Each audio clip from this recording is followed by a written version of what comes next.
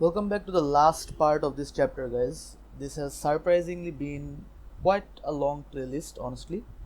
However, this is where everything ends. আমাদের last ছোট্ট একটা কনসেপ্ট বাকি from TCB Maths, which is window size policy.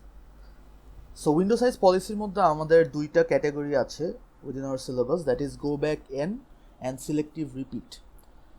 Go back n এর আইডিয়াটা হচ্ছে জাস্ট থিওরি ওয়াইজ একটু বলে নিই, তারপর we will see its application. যে রিমেম্বার আমাদের মাঝে মাঝে সেগমেন্ট লস্ট হয়ে যাচ্ছিল। গো ব্যাক এন যেটা করবে, ধরেন আমাদের সিচুয়েশনটা ইজ সামথিং লাইক দিস, যে 1 পাঠালাম, 2 পাঠালাম, 3 যায় নেই, ঠিক আছে, 3 কোনো কারণে পৌঁছায় নেই, তারপর 4 পাঠালাম, তারপর 5 পাঠালাম, সবগুলা গেছে, শুধু 3 যায় নেই মাঝখানে। গো ব্যাক এন যেটা করবে, ও এটার পর আগে 3-কে রিট্রান্সমিট করবে। let me draw that a bit bigger. So আগে ও 3-কে রিট্রান্সমিট করলো, এরপর 4-কেও রিট্রান্সমিট করবে অ্যান্ড 5-কেও রিট্রান্সমিট করবে, ঠিক আছে। সো লাস্ট যেই সেগমেন্টটা লস্ট হয়ে গেছিল ওইটার পর থেকে সবগুলাকে ও আবার রিট্রান্সমিট করতেছে। That is the concept of go back N. You are going back N পর্যন্ত, এন বিং যেখানে আমার ঝামেলাটা বাঁধছিল। এখন আরেকটা জিনিস দেখেন লেখা, don't save any out of order segment, যেটা আমরা একটু পরে দেখতেছি এটার ইমপ্লিকেশনটা কোথায়। And this is actually relevant to the thing that আমরা ক্লাসে আগে বলতাম। I don't know if it's still on the board, let me check. এই যে রিমেম্বার আমি একটা জিনিস বলে আসছিলাম যে out of order segments handle based on window policy. So কীভাবে handle based on window policy এটা আমরা একটু দেখব, ঠিক আছে। Okay, coming back to what we were saying, যে গো ব্যাক এনে কী হবে, আমার 1 2 3 4 5 পাঠানো হয়েছিল, 3-তে কোনো কারণে লস সেগমেন্ট বা কোনো কারণে ঝামেলা হয়ে গেছে। সো এটা যখন রিট্রান্সমিট করবে 4 5ও ও রিট্রান্সমিট করবে, that is go back N.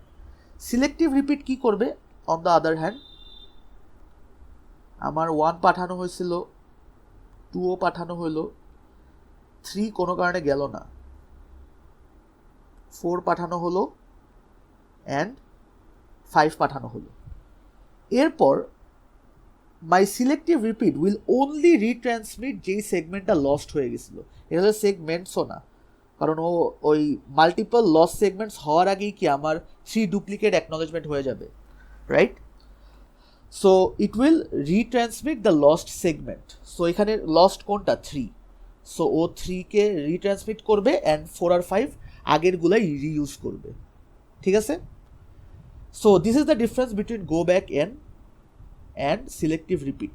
এখন আমরা দেখি যে যে এইটার মানেটা কি, যে save out of order segments আর don't save out of order segments. এটা বোঝার জন্য আমরা আগের একটা এক্সাম্পলকে একটু রিভিজিট করব। যে রিমেম্বার এখানে আমরা কি শিখতেছিলাম, এখানে আমাদের আই থিঙ্ক সেগমেন্ট লস্ট হয়ে যাচ্ছিল, যে ডেটা পাঠানোর মাঝখানে কোনো একটা পয়েন্টে সেগমেন্ট লস্ট হয়ে গেছে। সো আমরা সার্ভার ক্লায়েন্ট সাইডে, ঠিক আছে, ক্লায়েন্ট সাইডে ক্যালকুলেট করব যে what happens to my receiving window size. Let's get started. যখন আমি 1000 বাইট পেলাম, আমার রিসিভিং উইন্ডো সাইজ কত হয়ে যাবে, 1900, রাইট। মানে 2000 ছিল, আমি 1000 বাইট পেলাম, সো 1900 হয়ে গেল। এরপর আরও 1000 বাইট পেলাম, কত হবে, 1800, ভালো কথা। এখন এই যে আমাদের একটা ঝামেলা হয়ে গেছে। সো ঝামেলা হয়ে গেলে আমাদের চুজ করতে হয় যে আমরা গো ব্যাক এন পলিসি ইউজ করব নাকি সিলেক্টিভ রিপিট ইউজ করব। আমি দুইটাকে একটু পাশাপাশি করি। এতক্ষণ পর্যন্ত কিন্তু আমার কোনো এত কিছু কনসিডার করা লাগে নেই যে গো ব্যাক এন নাকি সিলেক্টিভ রিপিট, কারণ আমার জাস্ট পাঠানো হচ্ছিল অ্যান্ড রিসিভড হয়ে যাচ্ছিল successfully. So go back N কী হবে এটা আমরা দেখব, আর সিলেক্টিভ রিপিটে কী হয় এটা আমরা দেখব।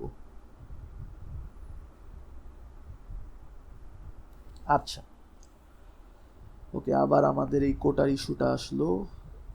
Let's just get rid of this.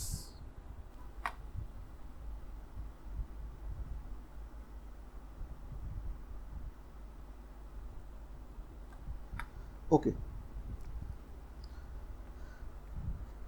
So coming back to where we were, আমাদের 20,000 বাইট ওয়াজ রিসিভিং উইন্ডোর size at the client end. 1000 byte পেলাম, 19,000 হয়ে গেল। আরও 1000 বাইট পেলাম, এই ডিগুলো মানে হচ্ছে 1000 বাইট করে, 18,000 হয়ে গেল।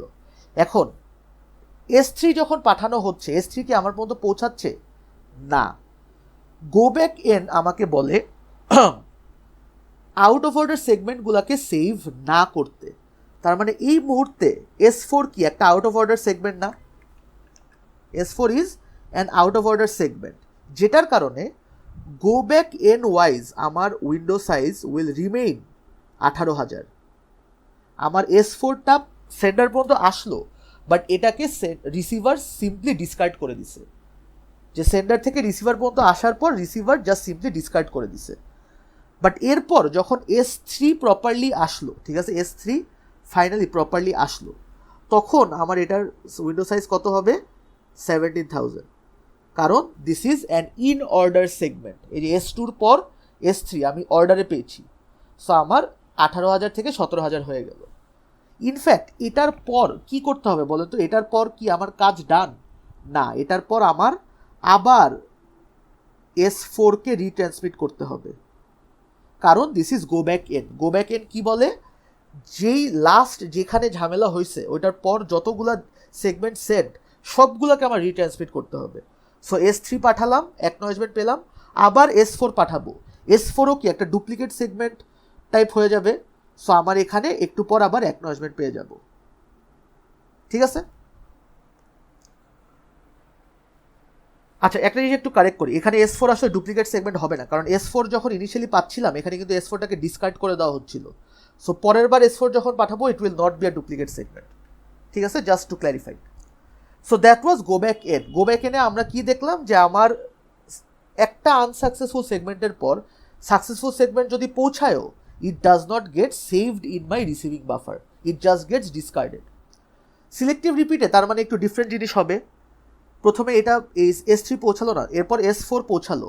S4 পৌঁছানোর পর এই S4টাকে ও সেভ করে রাখবে, ঠিক আছে, ওর উইন্ডোতে ও সেভ করে রাখবে। So it becomes 17,000। তারপর যখন S3 আসবে, ওর উইন্ডো আরও ছোট হবে, তখন ইট উইল বিকাম 16,000। অ্যান্ড যদি সিলেক্টিভ রিপিট ইউজ করি, আমার কি এই কাজটা আবার করার আর দরকার আছে? না, এই কাজটা আমার নতুন করে আর করতে হবে না। ঠিক আছে? এখন কোয়েশ্চেন আসতে পারে যে স্যার আমাদের এখানে কিভাবে এটা সেভ করে রাখলো? আমার তো অ্যাকনলেজমেন্ট নাম্বার চেঞ্জ হচ্ছে না। যদি আপনারা এক্সাম্পলটা প্রপারলি মনে রাখেন, অ্যাকনলেজমেন্ট নাম্বার কিন্তু প্রপারলি চেঞ্জ হয় না, তাইলে ও এখানে সেভ করে রাখলো কেমনে? Basically think of it like this, যে এটা ধরেন 1000 বাইট, বা ধরেন এটা 11,000 থেকে স্টার্ট হয়েছে, 11,001 থেকে, দিস ইজ 12,000, তারপর দিস ইজ 13,000,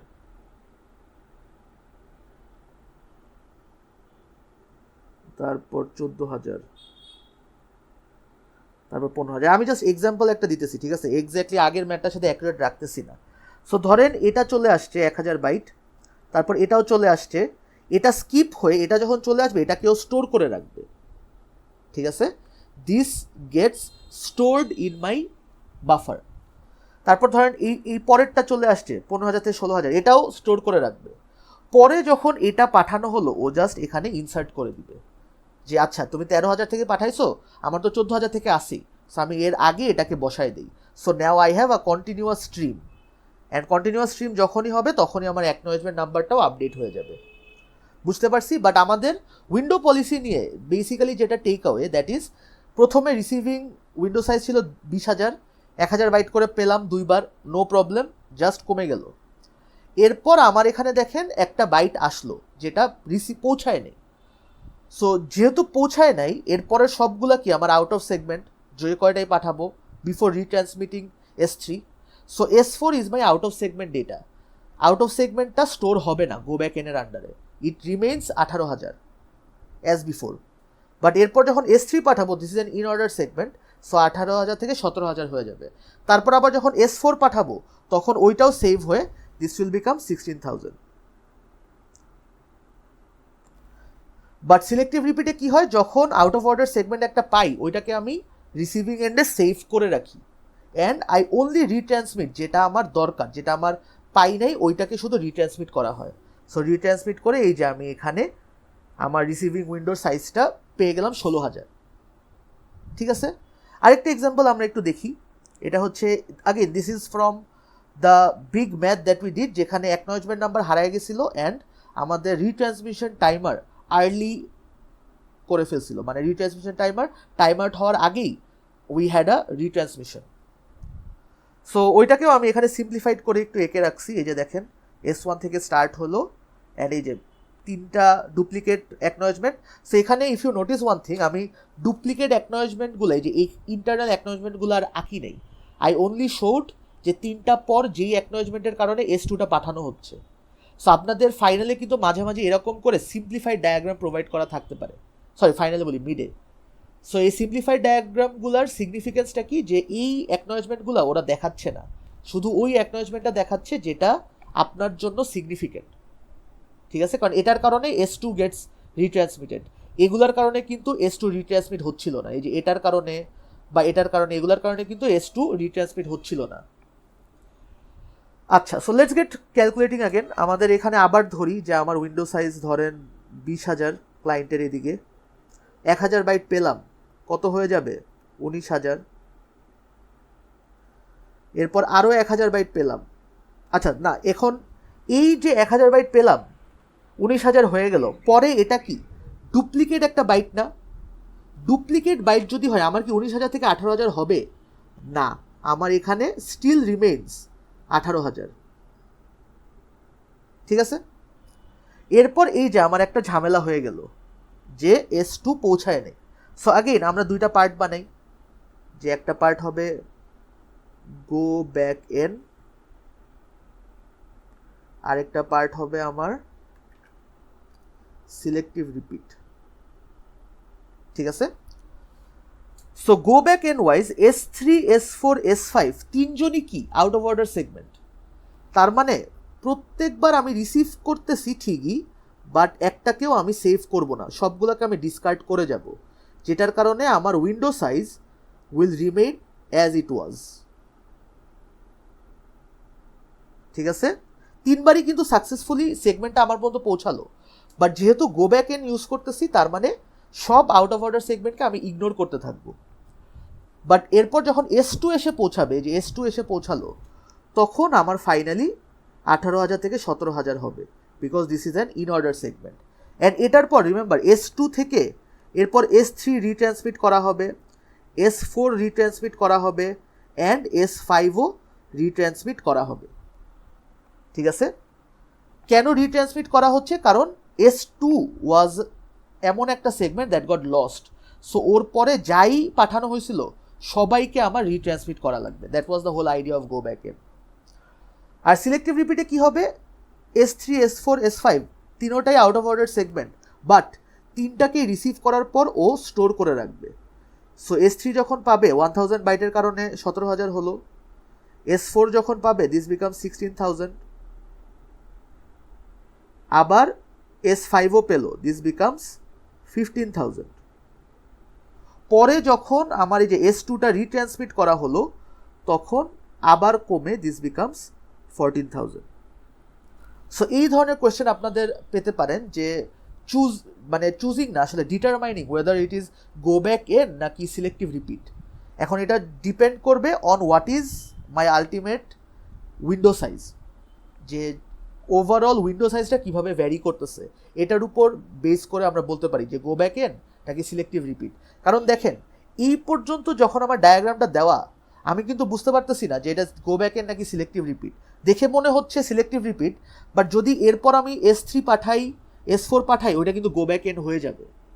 সো আমরা কখনোই ছবি দেখে ডিটারমাইন করবো না যে is it go back N or is it selective repeat. আমরা ডিটারমাইন করবো based on mathematics and calculation, ঠিক আছে? So that was the last mathematical concept of this chapter, and I hope it was easy to follow. If you have any questions, definitely reach out to me, and hopefully until the next video, take care guys, Allah Hafiz, and take care, bye bye.